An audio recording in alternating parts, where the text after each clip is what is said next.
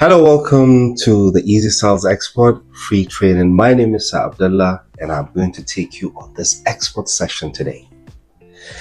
Export business is one of the most sweetest, lucrative, money-making business that I have known. If only I knew this long before now, God, would I be here? No, but then I am grateful what I have made from this. If you have known within the period I've started, you would want to join me. Because export is a business that a lot of people don't know about it, and most of those that knew about it don't want others to know about it, so they just kept it to themselves. But this is a business where you can buy something and you can make profit like 100, 200, 300%. For real. If you can just go to Amazon today and see how much fufu is being sold, like you'll be, really? Fufu?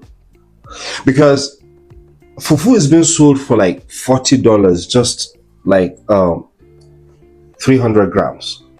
And that's something you can buy in Nigeria for, let's say, 500 naira, or let's say, because things are expensive now, something that you can buy for 1,005 naira is being sold for almost 40,000 naira abroad. So imagine if you're the one exporting that.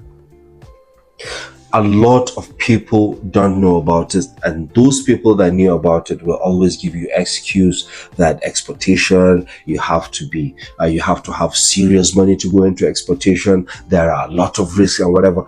Of course, yes, in everything in life, including this breathing that we're breathing, there are risks. So there's nothing in life, there are no risks, and the higher the risk, the higher the profit. So I am here to encourage you that if you really want to add up to your bank account and add up to your life and add up and spice it up so that you can become successful better than what you are, export is the real deal. Now, what we're going to start with is, what is exportation? Exportation is an international trade from one country to another. Okay, I just made an example with fufu. Let's say you are selling amala. Amala is one of the Western Nigeria food, yeah? So let's say you're selling amala and you produce your amala in Lagos and you sell it to somebody in Benin Republic. You are an exporter of amala. And if you are, let's say, producing on this phone, and you produce this particular phone and you export it to the next country or to a further country, that is also an export. It's not just product, but also service. Are you an accountant, architect, engineer, consultant, doctor, whatever service you produce or you provide, if you are rendering that service to a foreigner or a resident of another country, you are an exporter. If you are a farmer and you're farming or you're producing a crop and you are exporting that crop to another country, you are an exporter. And the person buying that product, whether a foreigner or a resident in the other country, is an importer. So basically, that is an export. The difference is those that are selling locally, they buy their product locally and they sell it locally, they are traders. You buy locally and you sell it internationally, you are an international business tycoon. And in essence, you are an exporter. Want to be an exporter? Let's roll. What are the type of export? Let's look at it. There are three different types of export. There is the direct exportation, the indirect exportation, and the consortium exportation. This information I'm giving you, other people are charging serious money for it, but I'm giving it for free. All right, now what is direct exportation? Direct exportation is a process where you are the manufacturer, producer of the product, okay? And you are also responsible for the packaging, processing, shipping the product to abroad. Not only that, you are also responsible for finding the buyer, negotiating on the price, selling the product, collecting your money, pocketing it, and returning back with your hard-earned currency. Now that is what we call a direct exporter. To explain more further, let's say you are producing cassava. You produce the cassava. When you produce it, you brought your cutlass, cut it, peel it, chop it, and even grind it into a powdered form. Dried it and find a good pouch and package it. Brand it, label it, and name it Easy Sells Cassava. Right? So now that you have done that, you now search for people that will buy this product abroad. And probably you find somebody from Uzbekistan. And you advertise this product to him, and the person says he wants to try that fufu. The person buys it. You now package this product, move it from Lokoja to Lagos. Then from Lagos, you find a shipping line and you move that product from Lagos to Uzbekistan. The person pays you into your bank account. You pocket the money. You didn't even remind your neighbor that you are now an exporter. Now that is a direct exporter. Now, what are the advantages of a direct exporter? Remember, I said you are the one that produced that cassava, right? You are the one that farmed it. You didn't buy it.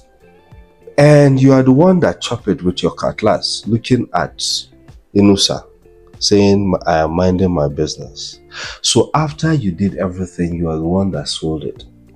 So the profit is 100% yours. And also you have the advantage of controlling the price. Because you are the producer, you can even sell it cheaper. And if you are selling it cheaper, even at cheaper, you are making serious money. Why? Because you are the producer and you are selling to the buyer. And in the market, you have a competitive advantage because you are not the only one selling. I am also selling. While you are selling, you will see me there and my price might be better than you. So, but as a direct exporter, you can now say, who is Abdallah? She, I'm the one producing. I will reduce it by 30% and I'm still making profit of over 500%. So you see, you have the control where you can take advantage of the market. So after you have done that, you sell it, you have the control of the pricing, and also you have the control of the standard. Because standardization in export is very important. Not what is working in Nigeria will work elsewhere. Don't think that because you can just give anything to anybody in Nigeria and the person will bring back and you will say, no, we don't do refund. Say you don't collect. For there, you do you're on your own. They will return it and you must pay. So you need to maintain standard. And maintaining standard is not just all about the refund. It's about retaining your customer. Now, that guy that bought your product from Uzbekistan, he tried it and he saw how the fufu was drawing. Especially he used owedu, or he used edikaiko, or he used ogbono. Oh boy. And with shaki, edo, erero, atipala, join. And the guy say, oh boy, that thing is flowing. He will want to come back again and buy from you because what? You have a standard. But in a situation whereby you do not have a standard, he bought it the first time and he enjoyed it. And the second time he put it and the thing was just fab. He won't come back again. You will lose a customer.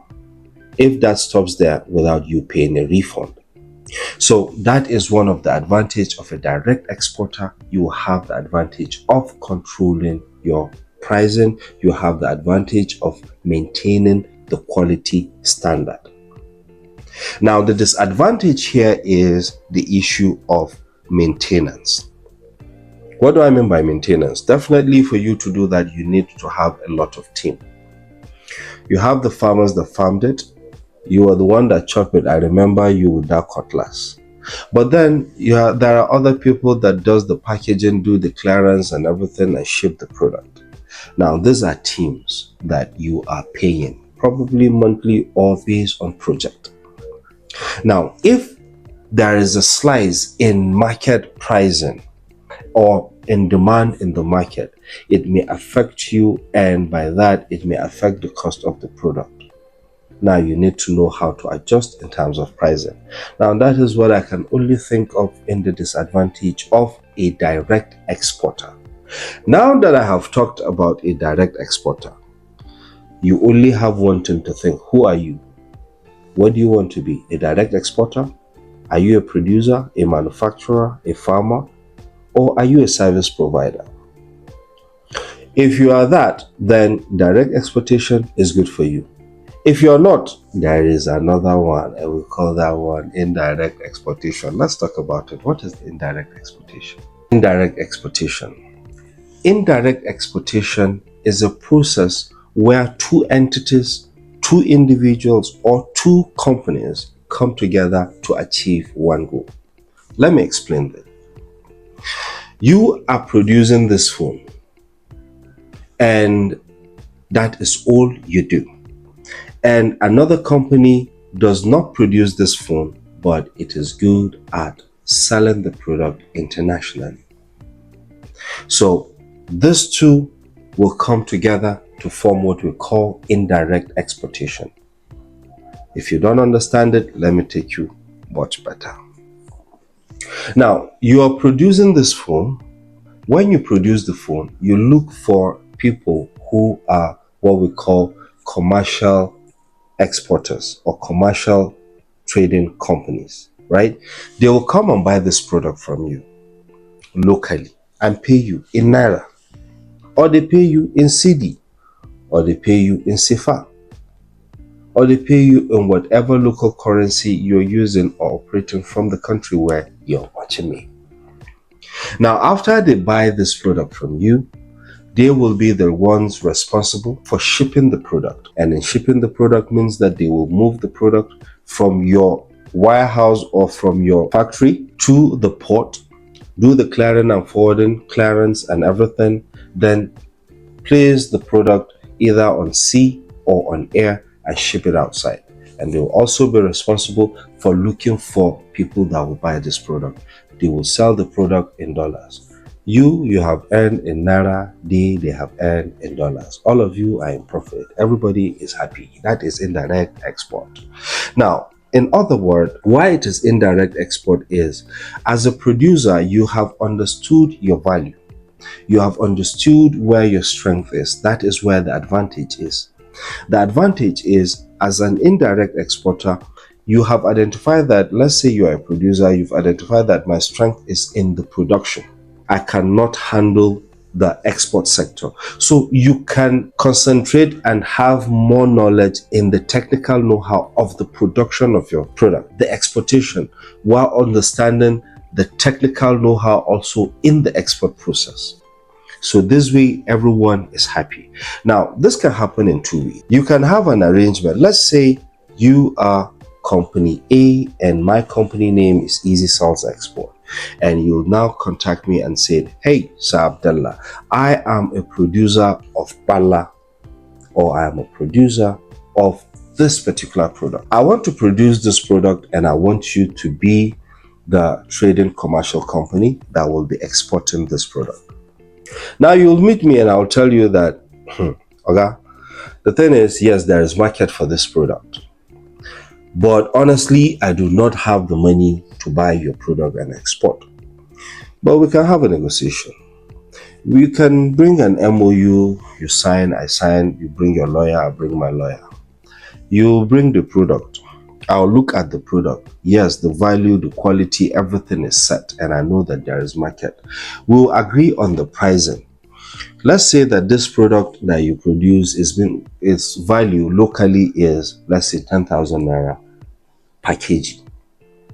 But in the international market, it can be sold for, let's say, $100, which is close to about 140,000 Naira.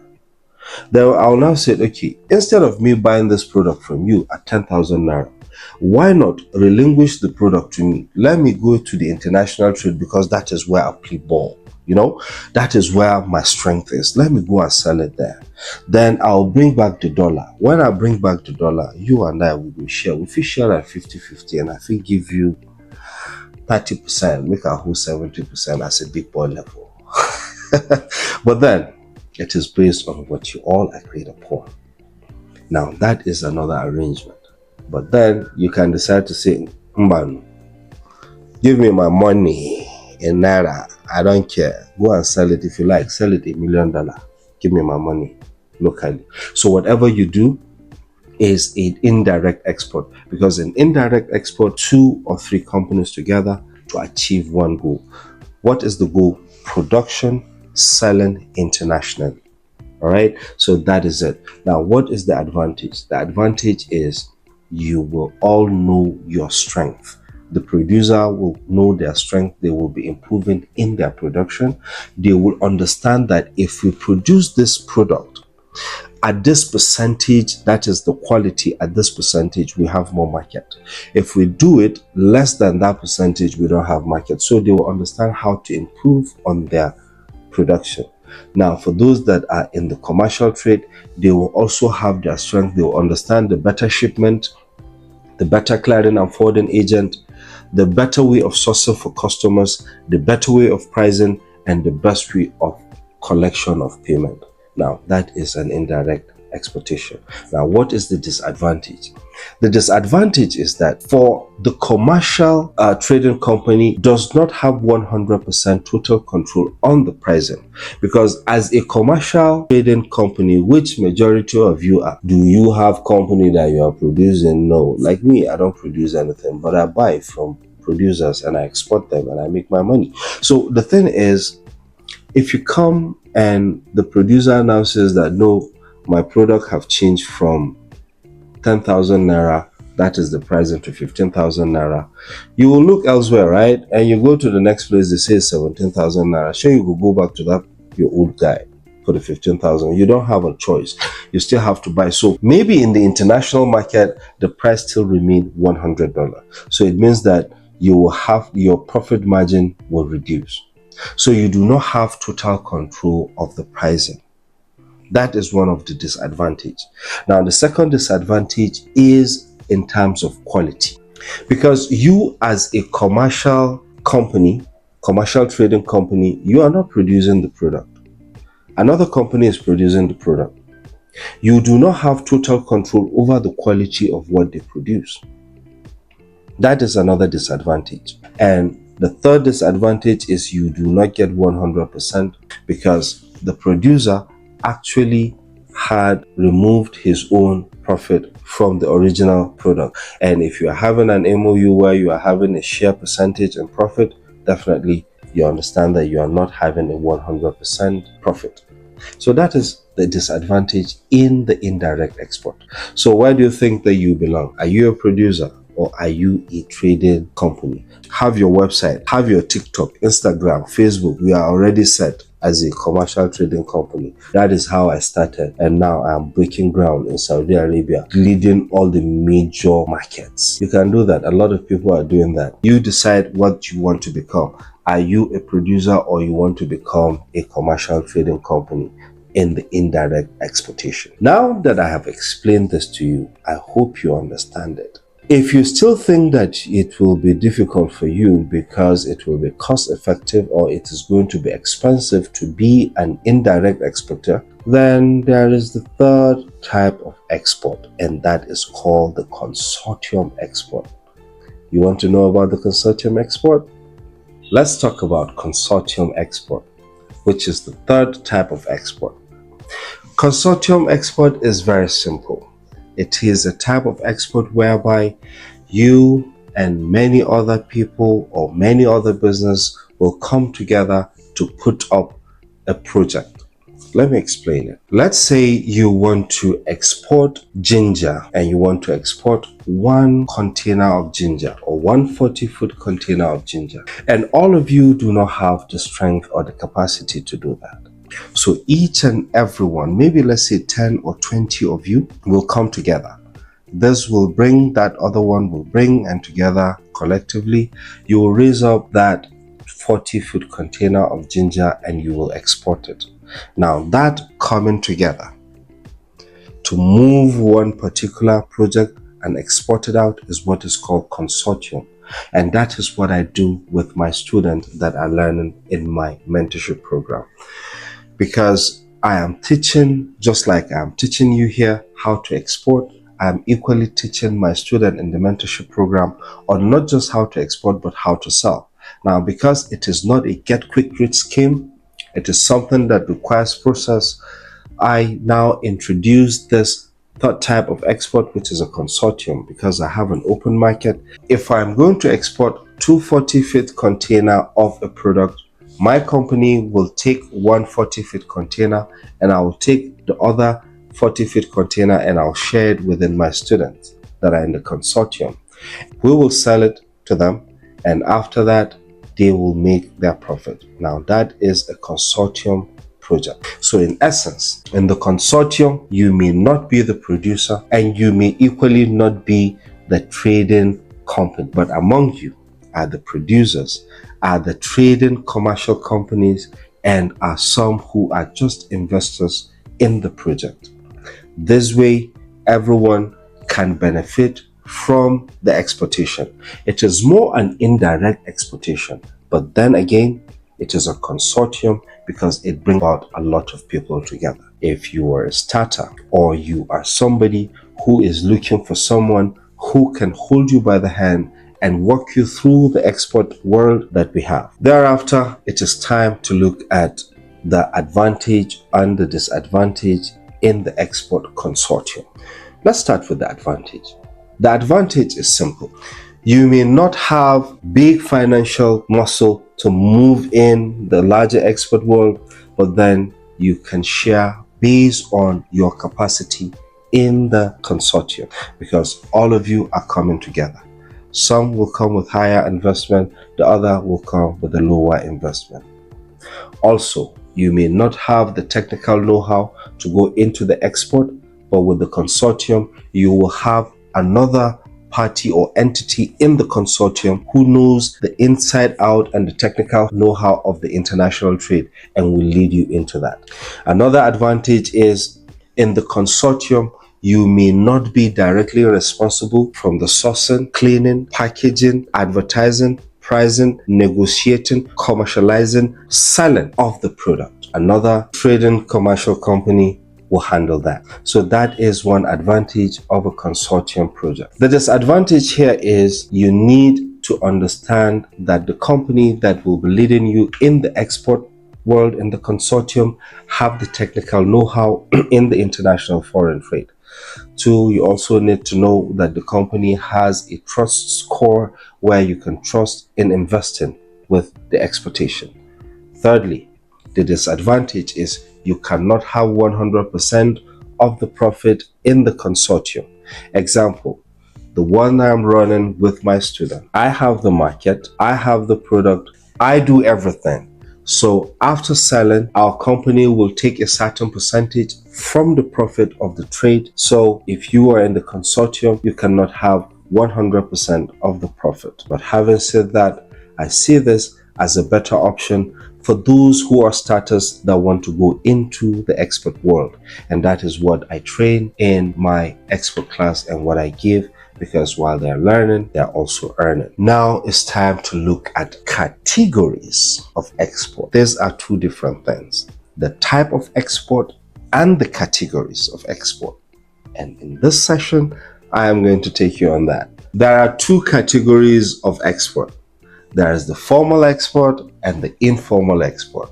And I'm going to explain each and every one of this in detail where you can understand it better. For the formal export, this is the export where you have to do it with all the necessary documentations. And in this case, mostly it is a large export. What do I mean by that? For you to go into formal exportation, you need to have all the licenses necessary to export your product locally. What do I mean? Let me explain further. Let me take a case of Nigeria. If you are a Nigerian and you want to go into export, you need to have your corporate certification. That is, you need to have your company incorporated. So you should rush to CAC, that is Corporate Affairs Commission. You go to register your company. Now, there are different classifications of company registration. There is business name, there is limited liability, there is association, there is NGO, there are a lot of it.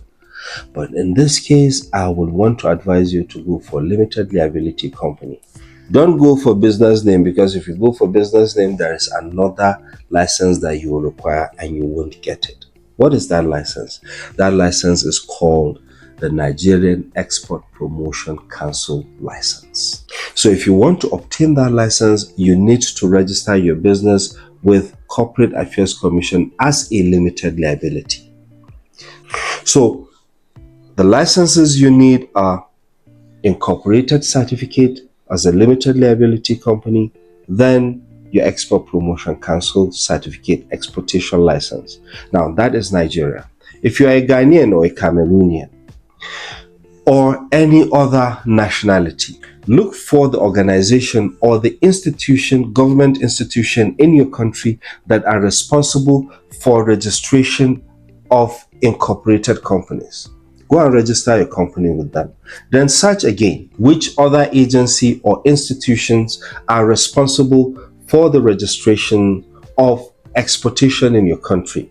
Go and register with them, because you need to have this too before you can start exportation. Now, after you have gained this, you are now, if you will need an extra license depending on the kind of product that you are going to be exporting. If you are exporting, let's say, food, then you do not mostly need an extra license, except if you are into processed product, you may need NAFDAC in the case of Nigeria.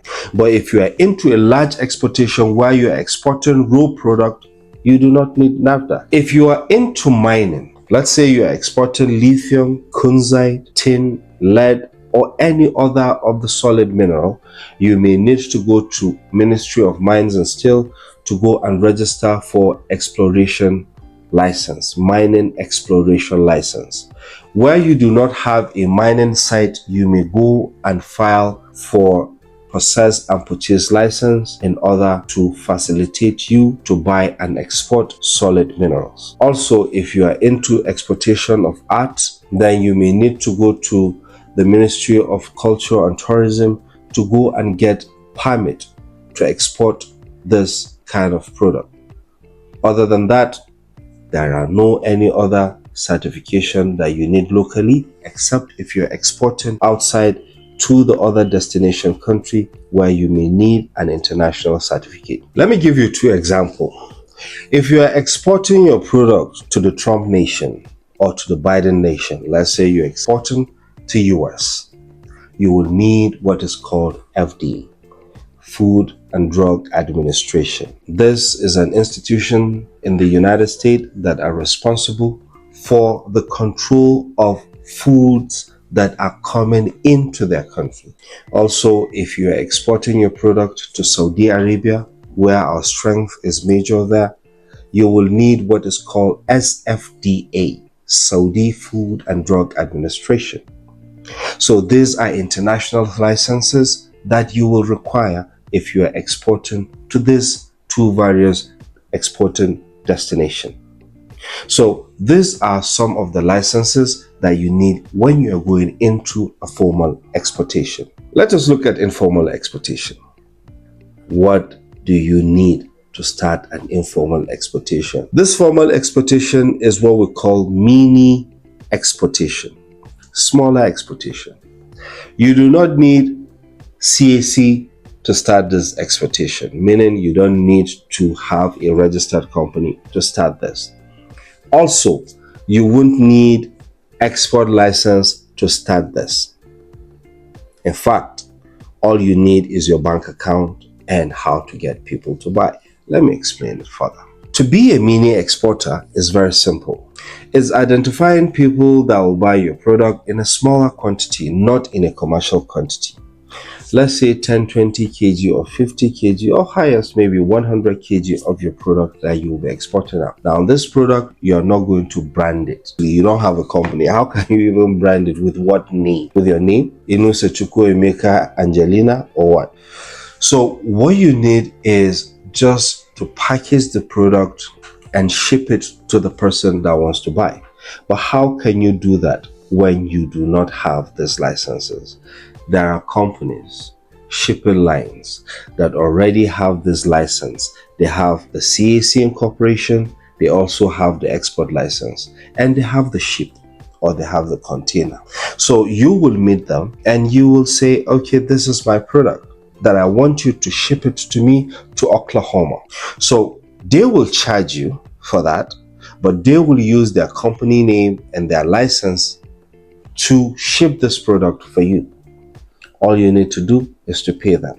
So you see, you do not need CAC, incorporated company, and you do not need an export license to achieve this. This is where majority of Africans, majority of Nigerians are now cashing out. The kind of food, you will see food, it will be really colorful. If you taste it, my guy, you will remember, say, your mama really know how to cook. You really need that home taste, for real.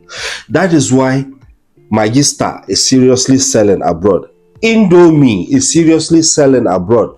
Like, all those things are selling because those people there, in fact, I can tell you categorically clear that Africa have one of the best delicacies in the world. So if you are selling this to the world, these Africans that are there are buying from you. If your product, if your pricing, if your packaging is good, they will buy from you. If you know how to get yourself visible, all right, using your social media handle, they will contact you and they will buy from you. Don't worry, in this session, I will show you how these things are being sold abroad with outrageous pricing. How? So this mini exportation, you do not need these licenses. All you need is to leverage on companies that has this to export your product. And this way you can start your export small and you can grow in it. Majority of us started that way, and there is nothing wrong in you starting it that way if you feel that you do not have the financial strength to move the ladder. What I can only encourage you is start small, but do not remain small. So this is all about the two categories of export, the formal and informal. Where do you think you belong? Do you have a registered company, or do you want to have your company registered? If you do, then formal export is good for you. If you think you're small, you're not ready for that, you can go for mini export and you will also be successful in it. In the next slides, I'm going to show you list of exportable products that you can export abroad and you will be successful selling it. One is the agro-food product. When we talk about agro-food product, this include grains, fruits, veggies, and what have you. If you're wondering, I can tell you that ginger, which is part of spices, then there is sesame seed, which is part of grains, and there are fruits like mangoes, strawberries, which are part of fruits. These are in high demands. Then the second category is art. Art is in high demands, especially African art, like the paintings, like the drums and what have you. These are really in high demand in the international market. So if you're an artist, you have a way in. Also are the woodwork. Majority of Africans, with a particular reference to Nigerians, tend to think that if you are a carpenter, your life ends in the local arena. Trust me. As a carpenter or as a woodwork artist, you have an international demand.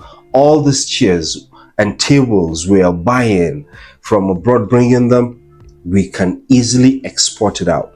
Don't worry, in this course, I am going to show you all these kind of materials and how they are being sold. You can imagine just one table that I cannot buy more than 30,000 naira here in Nigeria is being sold for over 120,000 naira abroad. Demand is much. Now, the last, which is the fourth category, are the solid minerals. So if you are a miner or you are into mining, these solid minerals are equally in high demand and they are exportable. If you're in it, you'll have the market if you know how to target your right audience. So these are the list of exportable product category in high demand in the international market. Here we are going to talk about shipping, because export is not complete without shipping.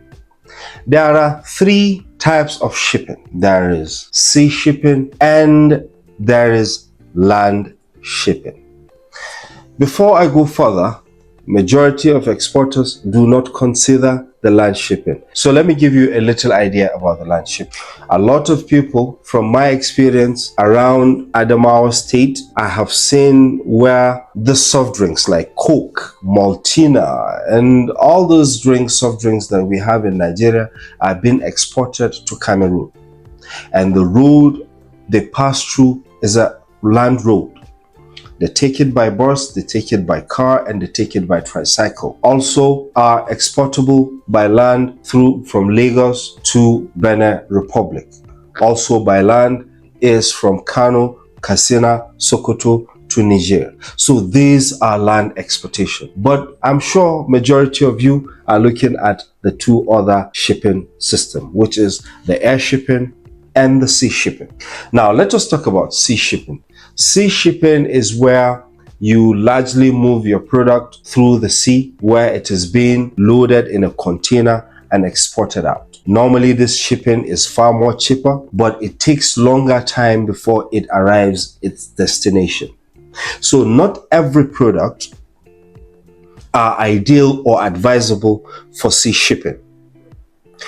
Because if you are shipping, let's say, fruits that are perishable, it is not advisable that you use sea shipping except if you have a special container. However, there are also other products that are not perishable, but it is advisable that you use air shipping instead of sea shipping. I will talk about this much when we come into the mentorship program. But then this is where I let you know that in the sea shipping, there are a lot of advantage. One, if you are in large exportation, it is more advisable that you go into sea shipping because all of your product will be moved into a container and it will be in the ship alongside other containers and it will be shipped to the desired country. Thereafter, you will clear your product, but then sea shipping is cheaper and most of those in large exportation preferred the sea shipping than air shipping. However, for those that are mostly in the informal export that are doing mini exportation, preferred to do the air shipping simply because it goes faster and you have a guarantee that your product will reach its destination in no time. Though it is quite much expensive, all you just need to do is to find the shipping line that will ship your product. So this is all about shipping that there is. Even though it's not just all about shipping, there are some certain things that you need to know when it comes to shipping.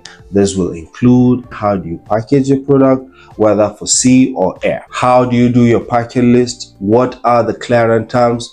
There are different types of shipping.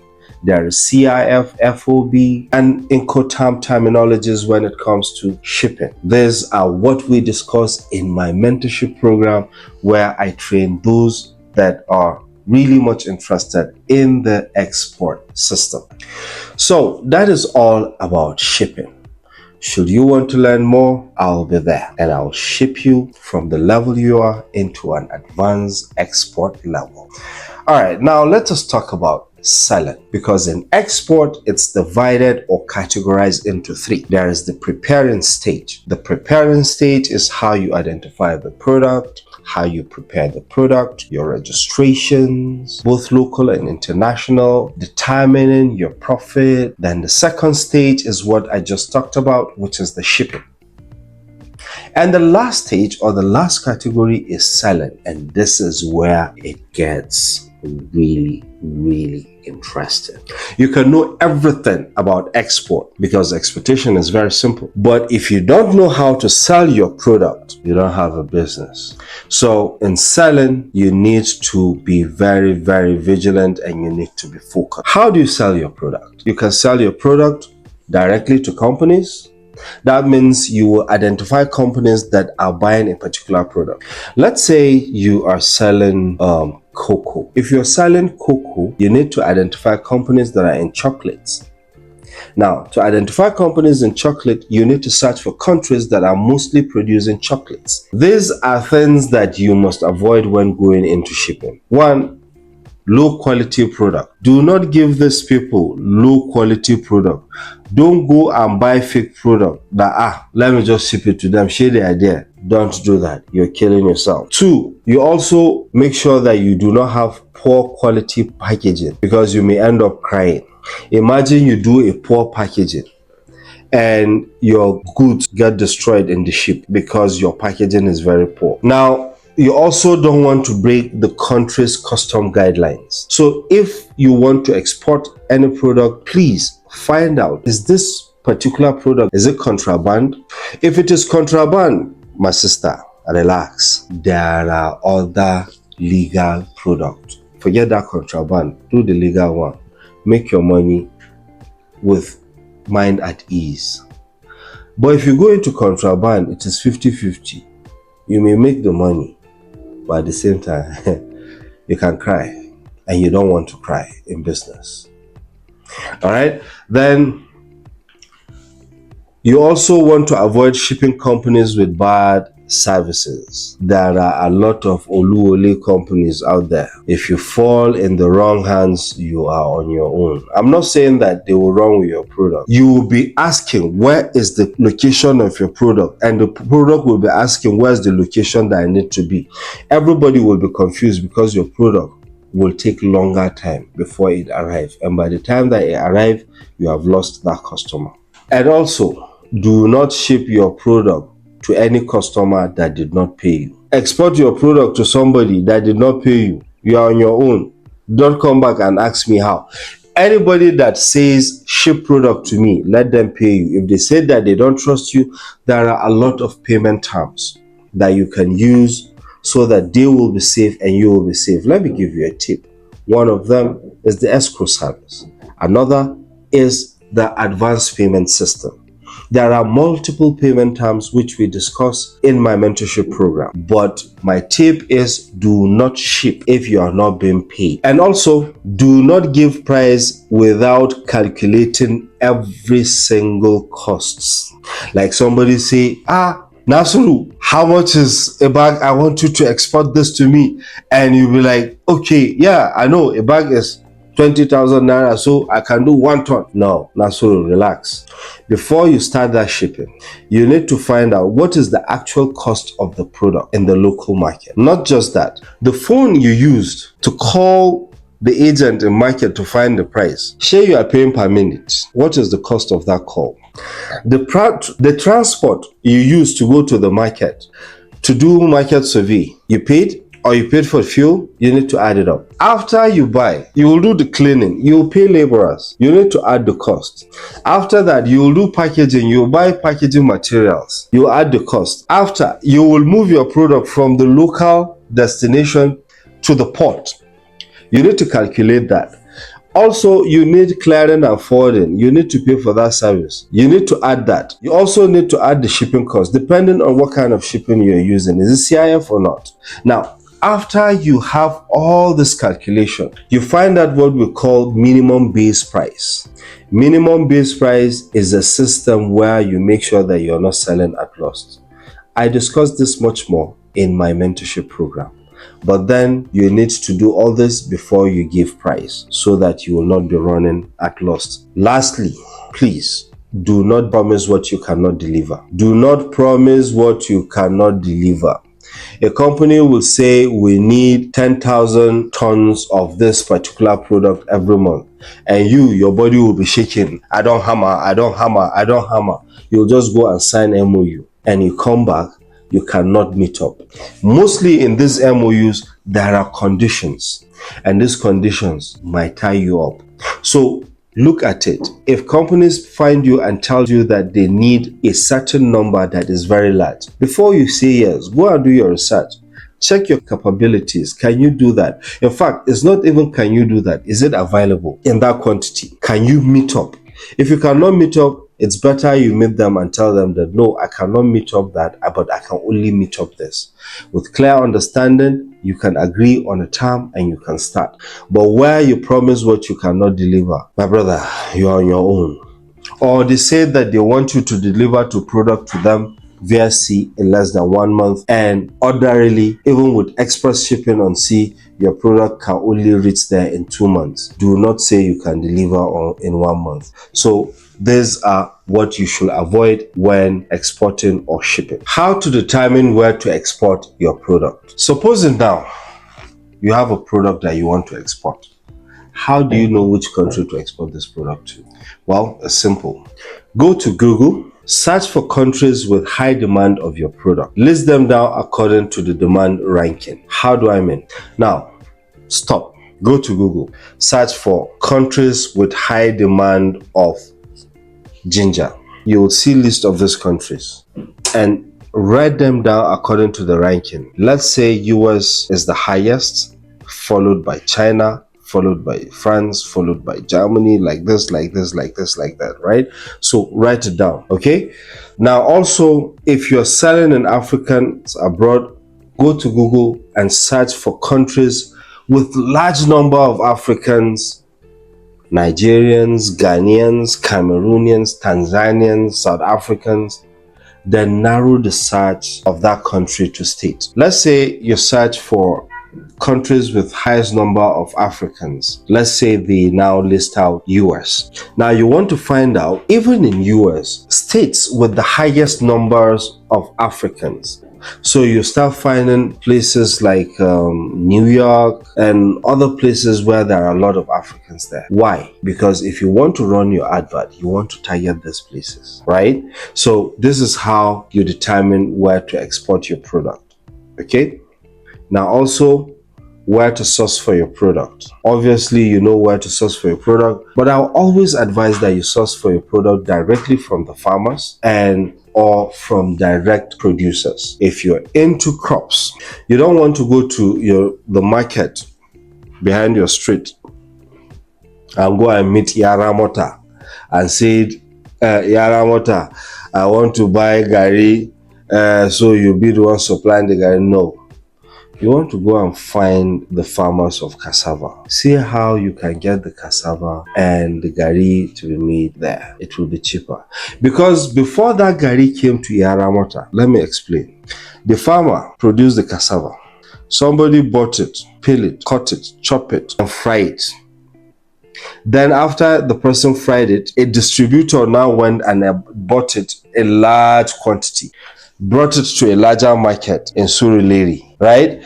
Then that is where another major distributor bought it again, then take it to Mile 2, where Yaramota can only take 5 minutes to go to the market and buy maybe half bag and come and place it there. So before that gari meet Yaramota, there are about 5 stages of profit, meaning that your profit margin have reduced. So if you really want to go into export, you want to source this product directly from the source, all right? Or from the producers.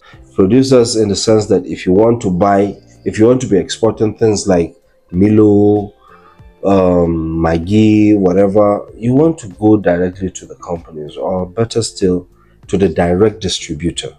You don't want to go to the shops or grocery stores in your street and buy it, because you'll be buying it too expensive and your profit margin will be much lower. Now, we want to talk about funding, right? Yeah, export can be very expensive. So a lot of people will say that you need to have serious money before you go into export. True. But then I never knew that you can even go into export if you do not have enough capital.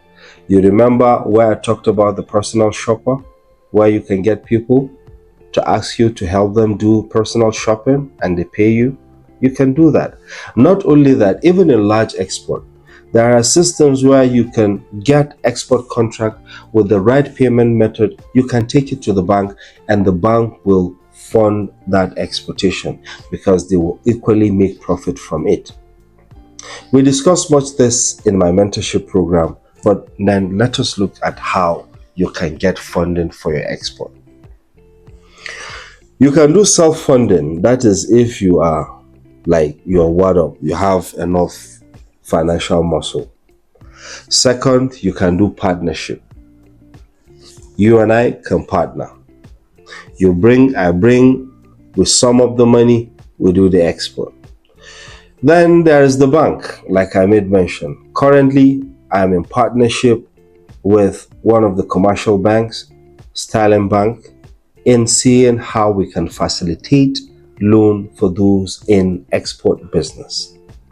Also, there are loan companies, there are loan sharks that are out there looking for who they can give loan to.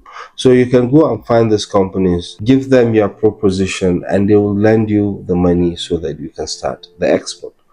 And there's also crowdfunding, where you can do a crowdfunding to get your export. Mostly this is where the consortium comes in.